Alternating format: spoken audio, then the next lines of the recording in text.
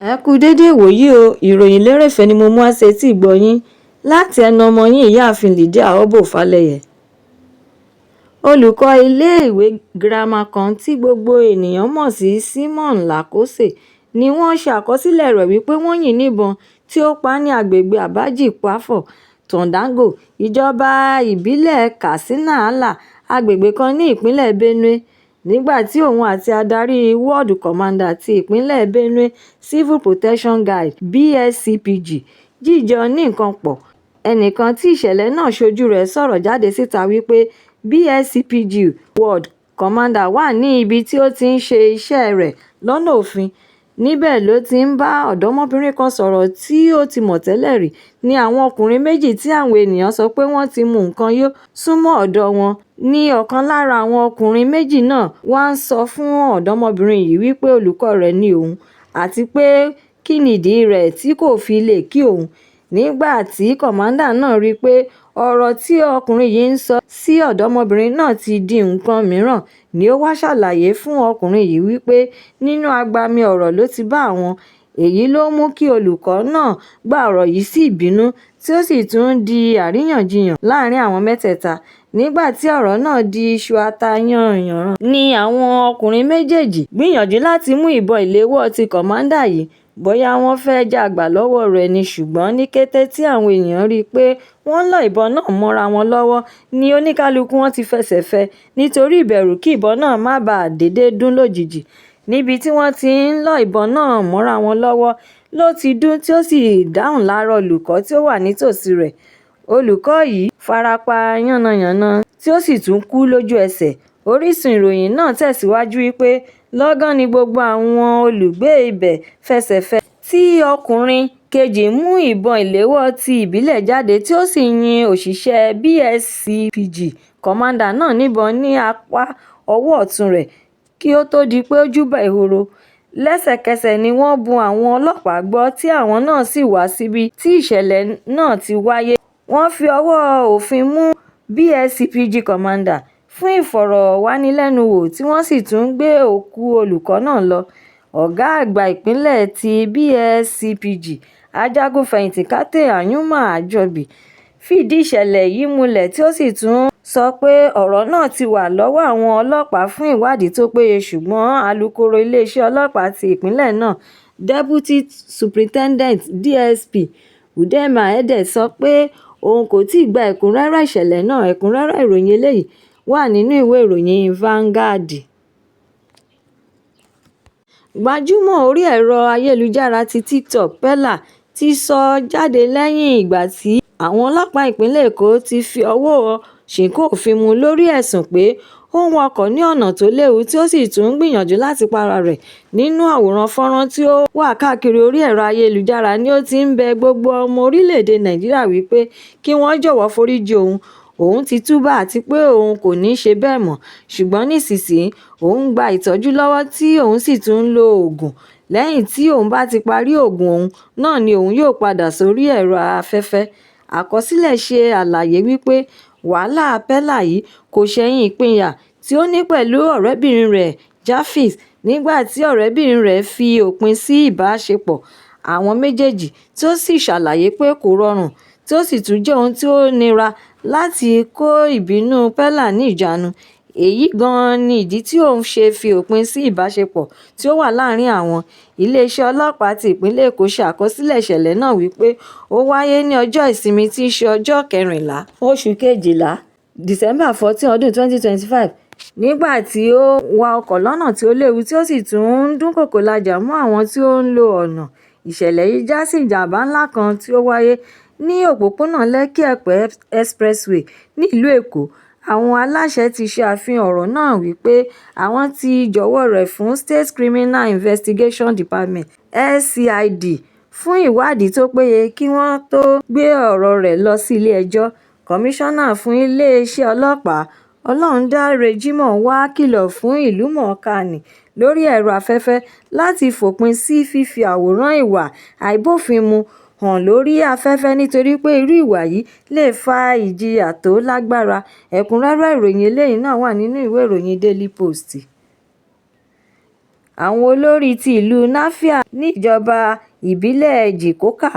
agbègbè ìpínlẹ̀ Anambra ti kéde ìṣòro àti ìfigigún ọdún ìbílẹ̀ kan tí ó ṣe pàtàkì ní ẹ̀yà Ìgbò, Iguaro, títí di ìgbà mìíràn tí àwọn yóò kéde ṣíṣe ọdún náà. Ìpinnu yìí kò ṣẹ̀yìn ìkọlù lemọ́lemọ́ tí àwọn agbébọn kọlù wọ́n. Ọba ìlú yìí, Igwe Daniel Obele, ló ṣe àtẹ̀jáde ìkéde náà ní ọjọ́ Ẹtì láti dẹ́kun ìfẹ̀míṣòfò àti ìnira tí àwọn agbébọn ń mú bá àwọn olùgbé Nafia.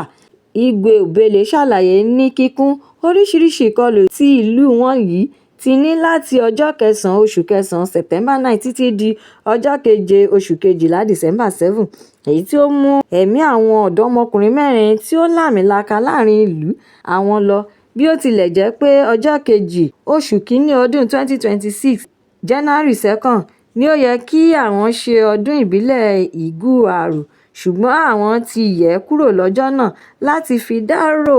àwọn ènìyàn àwọn tó gbẹ̀mí mì nínú ìkọlù tó wáyé nínú ọdún yìí. Ó tún wá tẹ̀síwájú nínú àlàyé rẹ̀ wípé àwọn àti iléeṣẹ́ ọlọ́pàá ìpínlẹ̀ Anambra ń làkàkà láti rí i pé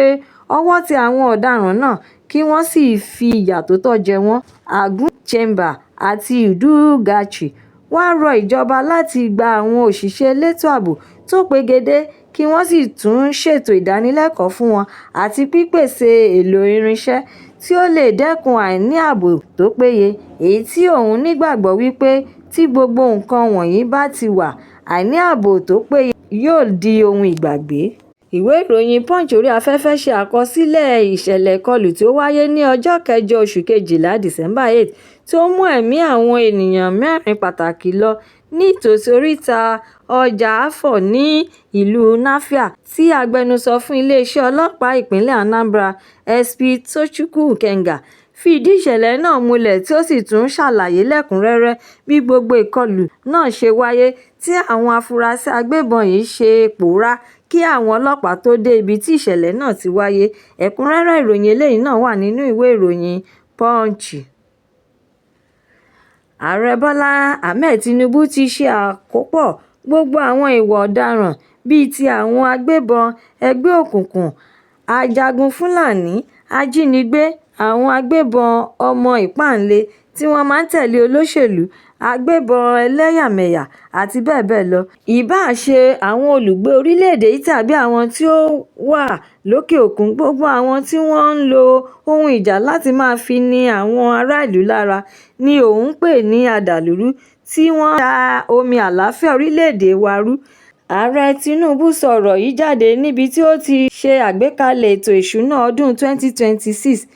ó ní 58.46 trillion naira tí ó ya 5.41 trillion naira sọ́tọ̀ fún iléeṣẹ́ ètò ààbò àti ètò ààbò tó péye. Bí ó tilẹ̀ jẹ́ pé orílẹ̀-èdè Nàìjíríà ti ń bèrè lọ́wọ́ ìṣèjọba Tinubu ìlàkàkà wọn lórí gbígbógun ti ètò àìní ààbò tó péye, àwọn ẹgbẹ́ olùkọ́ lórílẹ̀-èdè yìí náà ti dúnkòokò lajà lẹ́nu lọ́lọ́ yìí láti fiṣẹ́ sílẹ̀ tí kò bá sí ètò ààbò tó péye àti kí òpin dé bá ìwà ìjínigbé. Ẹ̀kúnrẹ́rẹ́ ìròyìn eléyìí náà wà nínú ìwé ìròyìn Daily Post bákan náà. Ààrẹ Bọ́lá Tinubu ti kí ògbóǹtarìgì oníròyìn nì Olóyè Bísí Ọlátìlọ kú oríire fún ayẹyẹ ọjọ́ ìbí rẹ̀ 72 tí ó sì tún ṣe àpèjúwe rẹ̀ gẹ́gẹ́ bí èèkàn oníròyìn tí iṣẹ́ rẹ̀ túbọ̀ mú ìdàgbàsókè bá orílẹ̀-èdè yìí lápapọ̀, tí ó sì tún gbé ìgbé ayé àṣà àti ìṣe lárugẹ. Nínú ọ̀rọ̀ àkọsílẹ̀ tí olùdámọ̀ràn pàtàkì lórí ọ̀rọ̀ ìròyìn àti ọgbọ́n inú, Ọ̀gbẹ́ni Báyọ̀ Ọ̀nànúgà gbé jáde ní ọjọ́ Ẹtì láti fi sààmì ayẹyẹ ọjọ́ ìbí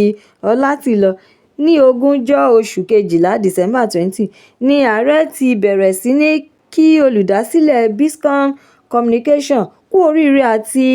ipa ribiribi tí ó ti kó nínú ètò ìròyìn ohun ìfarajì rẹ̀ nínú iṣẹ́ ìròyìn, gbogbo iṣẹ́ takuntakun tí ó ti gbé ṣe, àyípadà ọ̀tun tí ó ti bá àṣà ilẹ̀ wa nílẹ̀ àti ní òkè òkun, ìṣọ̀kan àpapọ̀, ohun ìdàgbàsókè ọrọ̀ ajé àti bẹ́ẹ̀ bẹ́ẹ̀ lọ, ni ààrẹ sọ pé ó ń ṣe àfihàn rẹ̀ gẹ́gẹ́ bí ẹni tí ó mọ iṣẹ́ rẹ̀ níṣẹ́ nítòótọ́. Ààrẹ wá gbàdúrà àlàáfíà, okun àti agbára rere fún un láti lè lo ọ̀pọ̀lọpọ̀ ọdún lórí ilẹ̀ ìpẹ́ kí ó bàa lè túbọ̀ tẹ̀síwájú nípa lílo ọ̀pọ̀lọpọ̀ ìrírí rẹ̀ fún ìdàgbàsókè iléeṣẹ́ ìròyìn. Ẹ̀kúnrẹ́rẹ́ ìròyìn eléyìí náà wà nínú ìwé ìròyìn The Nation. Ìròyìn lérèfé tòní kò ní jù báyìí lọ nítorí pé kí n lọ bẹ̀ oge. Ẹ tún pàdé mi lọ́la fún àkọ́tún ìròyìn lérèfé mìíràn láṣẹ Èdùmàrè. Ẹ má ṣe aláì lọ kàn sí YouTube channel ìròyìn lérèfé kí ẹ jọ̀wọ́ kí ẹ bá mi subscribe kí ẹ sì tún jọ̀wọ́ bá mi fi èròǹgbà yín ránṣẹ́ sórí rẹ̀ kí ẹ bá lè ní àǹfààní láti máa gbádùn ìròyìn lérèfé síwájú àti síwájú sí i. Ẹ ṣé mo dúpẹ́ tí ẹ̀ ń tẹ́tí gbọ́ mi nígbà gbogbo. Ó dàbọ̀.